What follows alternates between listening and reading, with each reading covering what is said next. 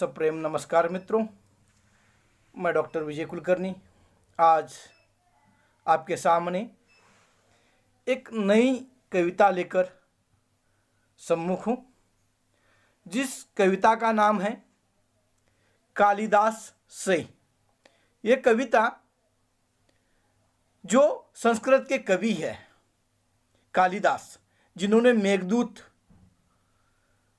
तथा ऋतुसंहार आदि रचनाएं अपने जीवन में रची है, और उसी रचनाओं को पढ़कर नागार्जुन जी को लगता है कि ये रचनाएं जो लिखी गई है कालिदास जी द्वारा, तो उसमें उस पात्रों की जो संवेदना है वह संवेदना मानो उस साहित्य में स्थित पात्रों की न होकर खुद कालिदास के मन की है, ऐसा प्रतीत नागार्जुन जी को होता है। और इसीलिए नागार्जुन कालिदास से नाम से कविता उन्होंने लिखी, और उन्होंने कालिदास से पूछा कि इस कविता में जो पात्र है उनकी जो अपने संवेदना व्यक्त की है, वो उन पात्रों की संवेदना है या कालिदास जी तुम्हारी संवेदना है,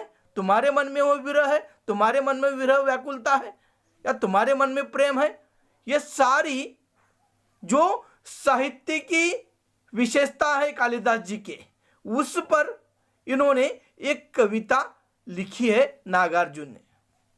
तो नागार्जुन, ये बाबा नागार्जुन नाम से हम उन्हें जानते हैं, जिनका वास्तविक नाम वैद्यनाथ मिश्र था।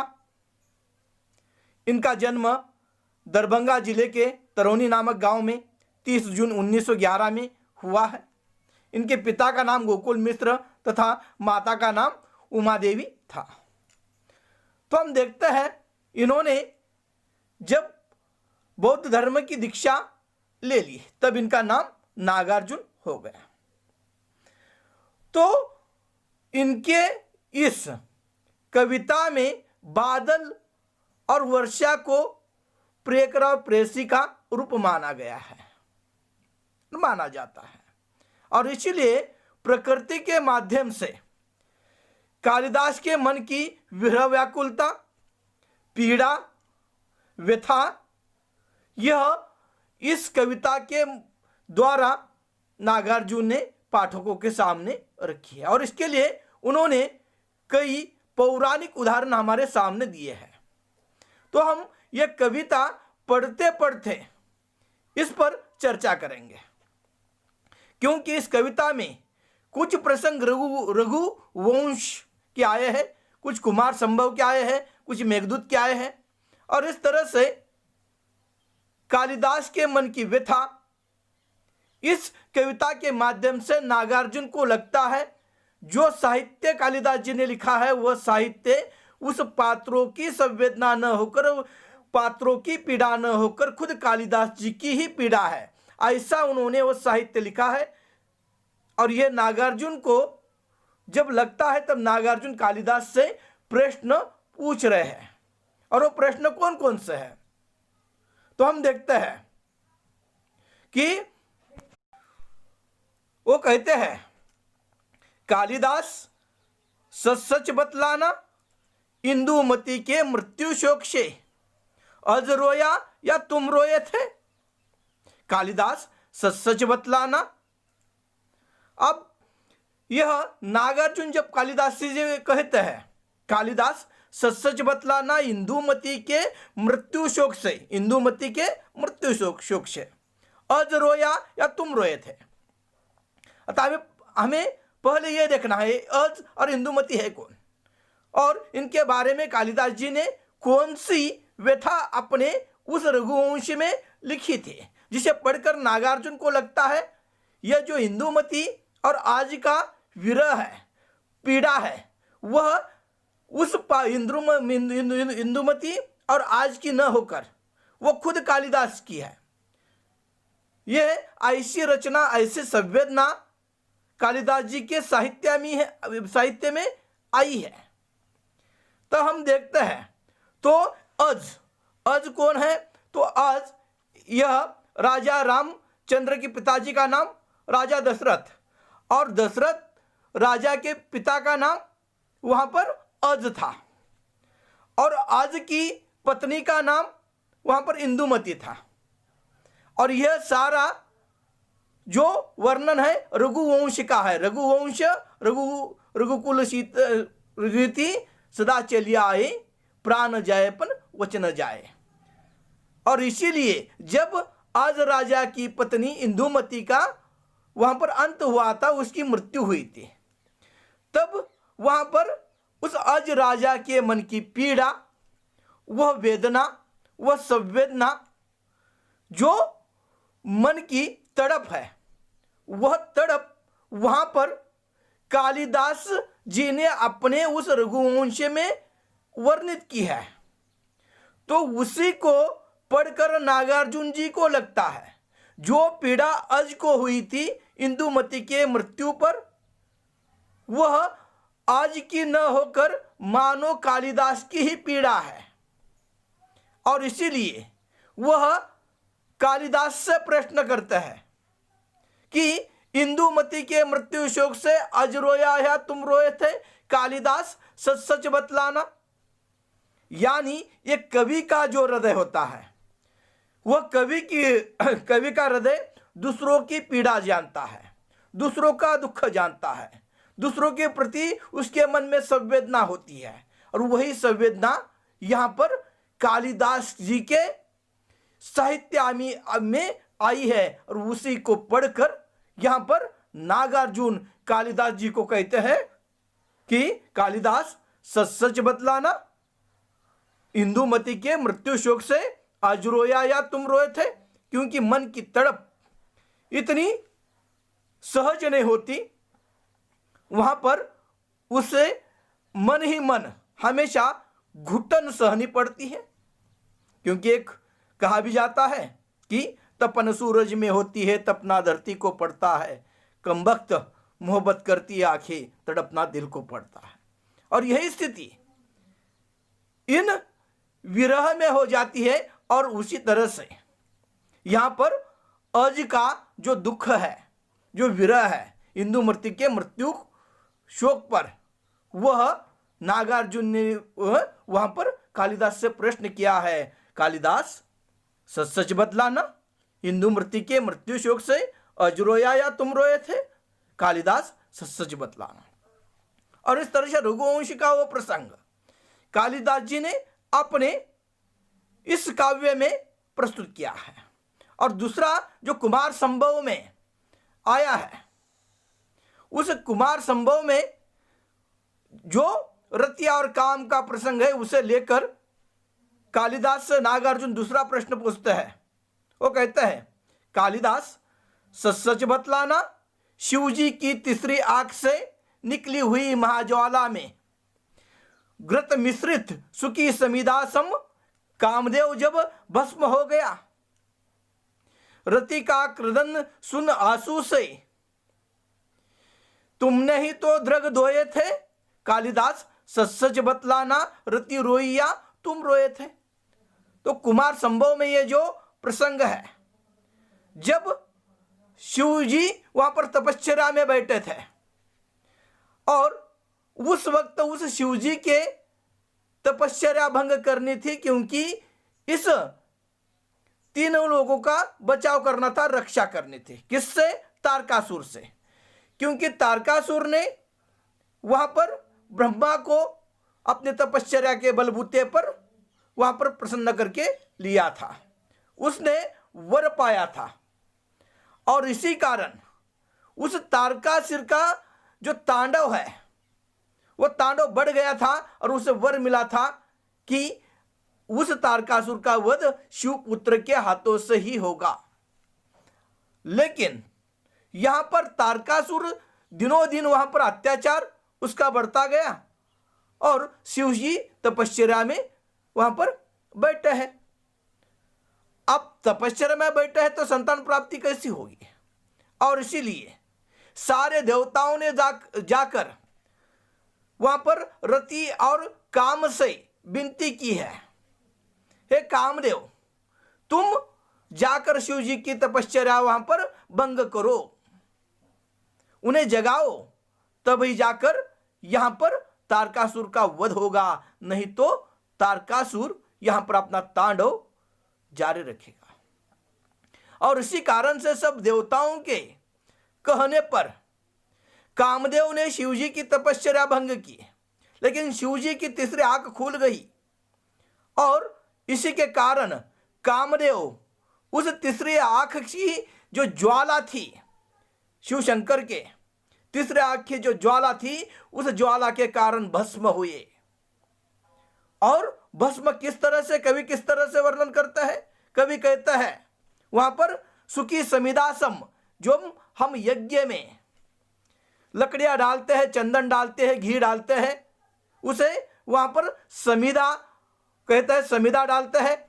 और इस तरह से जिस तरह से यज्ञ में सूखी लकड़ी घृत मिश्रित सूखी समिदा डाल देते हैं, उस तरह से कामदेव उस शिव जी के तीसरे आंख से निकली हुई ज्वाला के कारण भस्म हुए। और तब वहां पर कामदेव के इस मृत्यु शोक के कारण रति को पीड़ा हुई। रति और कामदेव वहां पर प्रेम के प्रतीक है, और इसलिए रति को वहां पर पीड़ा होने लगी। और रति का जो क्रदन था, जो विरह था, जो दुख था, क्योंकि जगत कल्याण के लिए कामदेव ने वहां पर उस समिदा के सम उस आहुति में, उस यज्ञ में आहुति दी थी और वो भस्म हुए थे। लेकिन रति के मन में जो अपना प्रियकर है, उसके प्रति जो प्रेम था, जो तड़प थी, उसके कारण रति का वो जो विलाप था, जो मन की पीड़ा थी, असह्य वेदना थी, इन बातों का चित्रण वहां पर कालिदास ने अपने कुमार संभव इस रचना में किया।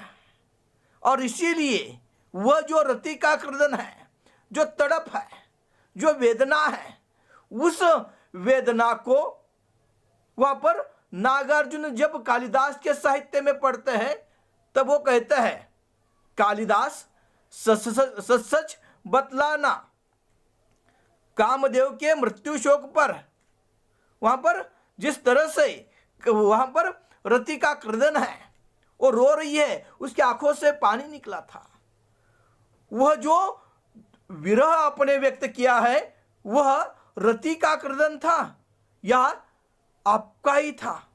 और इस तरह से उस कालिदास के मन की जो विरह व्यथा है, जो वेदना है, जो संवेदना है, वह वहां पर साहित्य में प्रस्तुत हुई है। और उसी को लेकर नागार्जुन कालिदास से कहता है कि रति का क्रंदन सुन आंसू वासु से, तुमने ही तो द्रग धोए थे, कालिदास सच सच बतलाना, रति रोई या तुम रोए थे। इस तरह से पर पीड़ा, जो दूसरों की पीड़ा है, वह जानने की जो अदम्य साहस शक्ति कवि में होती है, वही यहां पर प्रस्तुत हो रही है। अगला जब प्रसंग है, उसमें मेघदूत का वर्णन किया गया है नागार्जुन जी द्वारा, जो जिस पर वहां पर प्रकाश डाला गया है कालिदास जी द्वारा लिखित मेघदूत, उसमें का जो प्रसंग है, वो कहता है, वर्षा ऋतु की स्निग्ध भूमि का प्रथम दिवस आषाढ़ मास का, देख गगन में श्याम घन घटा, विदुरेक्ष का मन जब उचड़ा, खड़े खड़े तब हाथ जोड़कर चित्रकूट के सुबह शिखर पर उस बेचारे ने भेजा था जिनके ही द्वारा संदेशा, उन पुष्करावर्त मेघों का साथी बनकर सच सच बतलाना, पर पीड़ा से पूर पूर हो, थक थक कर और चूर चूर हो, अमल धौलगिरी के शिखरों पर प्रियवर तुम कब तक सोए थे, रोया यक्ष की तुम रोए थे, कालिदास सच सच बतलाना, वहां पर सच सच बतलाना कि कौन रोया था, आप रोए थे या वह यक्ष रोया था। पीड़ा किसकी थी वो? तो हम देखते हैं वर्षा ऋतु की स्निग्ध भूमिका, वर्षा और बादल को प्रेकर और प्रेयसी का वहां पर रूप माना गया है। और इसमें यक्ष, यह कुबेर का सेवक, जो कुबेर वहां पर ईश्वर के स्वर्ग में जहां कहा जाता है, वह सारा आर्थिक व्यवहार, जिसे हम आसान भाषा में आर्थिक व्यवहार संभालते हैं। उस कुबेर का सेवक था यक्ष, और यक्ष किसी युवती से प्रेम करता था, लेकिन कुबेर की सेवा करने में यक्ष से गलती हो गई, और उसी के कारण कुबेर ने यक्ष को शापित किया, और यक्ष ने यहां पर पृथ्वीलोक पर उसे आना पड़ा। लेकिन वहां पर वर्षा ऋतु का प्रथम दिवस, उसमें उस प्रियकर को अपने प्रेयसी की याद आ रही है। याद जब आती है नहीं रुकती तेरी याद आती है। और इस तरह से वर्षा ऋतु में वहां पर अपने उस प्रेयसी की याद आ रही है। वो पहला दिन है वर्षा ऋतु का। तब उस यक्ष के मन की जो पीड़ा थी, विरह था, जो अपने प्रेयसी के प्रति एक आकर्षण था, उसे व्यक्त करते हुए जो कालिदास ने वहां पर कहा है कि बादलों के माध्यम से उस यक्ष ने अपने प्रेयसी के पास संदेश भेजा था, तो उस बादलों का सहारा बन, मानो उस बादलों के माध्यम से संदेश लेकर कालिदास ही जा रहे हैं उस यक्ष के प्रेयसी के पास। तब कबूतर जा की स्थिति नहीं थी, और वो प्रेम भी वैसा नहीं था। तो वहां पर उस वर्षा ऋतु की स्निग्ध भूमि का प्रथम दिवस आषाढ़ मास का, देख गगन में श्यामगन घटा, विदुर यक्ष का मन जब उछड़ा, खड़े खड़े तब हाथ जोड़कर चित्रकूट के सुभग शिखर पर। और जब इस विदुर यक्ष का मन उदासीन हो गया है, उसे अपने प्रेयसी की याद आ रही है, मन तड़प रहा है, वर्षा ऋतु के दिन है, बादल ऊपर छाए हुए हैं, ऐसे उन दिनों में अपने प्रेयसी की याद आना स्वाभाविक था। और वो याद वहां पर विदुर यक्ष को आ रही है, और उसके मन की वह व्यथा कालिदास ने अपने उस मेघदूत इस रचना में वर्णित की है। और वो पढ़कर लगता है यह जो प्रेयसी के प्रति जो वेदना है, वो वेदना उस विदुर यक्ष की न होकर कालिदास जी की है। और इसीलिए नागार्जुन कालिदास से कहता है कि कालिदास सच बतलाना, जो विदुर यक्ष का मन उचड़ गया था, उदासीन हो गया था, उसे अपनी प्रेयसी की याद आ रही थी, गगन में वो घटा दिखाई दे रही है, बादलों में वहां पर ऊपर बादल दिखाई दे रही है, और उस अवस्था में प्रेयसी की जब उसे याद आ रही थी, तब उसने उस चित्रकूट के उस सुभग शिखर पर, उस पर्वत पर बैठकर उस बादलों के माध्यम से अपने प्रेयसी को संदेश भेजा था। वो संदेश मानो वहां पर प्रेम का बादल और वहां पर वर्षा का एक मिलन है। वह संदेश है, बादल और वर्षा प्रियकर और प्रेयसी के रूप है। और इसीलिए उसने जो बादलों के माध्यम से एक संदेश भेजा था, उसका वर्णन करते हुए वो कहता है, उस बेचारे ने भेजा था जिनके द्वारा संदेशा उस बादलों के माध्यम से अपने प्रेयसी के पास संदेशा भेजा था। उन पुष्करा व्रत मेघों का साथी बनकर उड़ने वाले कालिदास सच बतलाना, उस बादलों के साथ जो प्रेम का संदेश जा रहा था, प्रेम की संवेदना जा रही थी, प्रेम का एक वहां पर प्रेम की संवेदना के साथ साथ एक प्रियकर की मन की भावना उस बादलों के माध्यम से उस वर्षा तक अपने प्रेयसी के पास जा रही थी। उस चित्रकूट के शिखर पर खड़े होकर एक प्रियकर बादलों के माध्यम से संदेश भेज रहा है। तब वह संदेश को सहारा देने के लिए कालिदास, क्या तुम ही गए थे जिनके ही द्वारा संदेशा उन पुष्करावृत मेघों का साथी बनकर उड़ने वाले कालिदास सच सच बतलाना मानो उस प्रेकर और प्रेसी के मिलाने के लिए यह जो संदेश जा रहा था बादलों के माध्यम से, वह उसका जो वर्णन है वो वर्णन मानो कालिदास के मन की वह वहां पर विरह व्याकुलता है। और इसीलिए वो कहते हैं अंतिमता पर पीड़ा से पूर पूर हो, थक थक कर और चूर चूर हो। अमल धवलगिरी के शिखरों पर प्रियवर तुम कब तक सोए थे, रोया यक्ष की तुम रोए थे, कालिदास सच सच बतलाना। और इस तरह से जो यक्ष की मन की पीड़ा थी, वो जिस तरह से प्रेम के लिए तड़प रहा था, जिस तरह से अपने प्रेयसी को उसे याद आ रही थी, और इस दूसरों की पीड़ा को जानने का जो एक मन आपके पास संवेदना है, वो संवेदना, उस संवेदना को व्यक्त वहां पर किया गया है। और इसलिए कहते हैं पर पीड़ा से पुर पुर हो, थक थक कर और चूर चूर हो। अमल धवलगिरी के शिखरों पर प्रियवर तुम कब तक सोए थे। और इतनी संवेदना जानने की जो आपकी स्थितियां है, जो आपके मन में एक शक्ति है, वो कहां से आई है।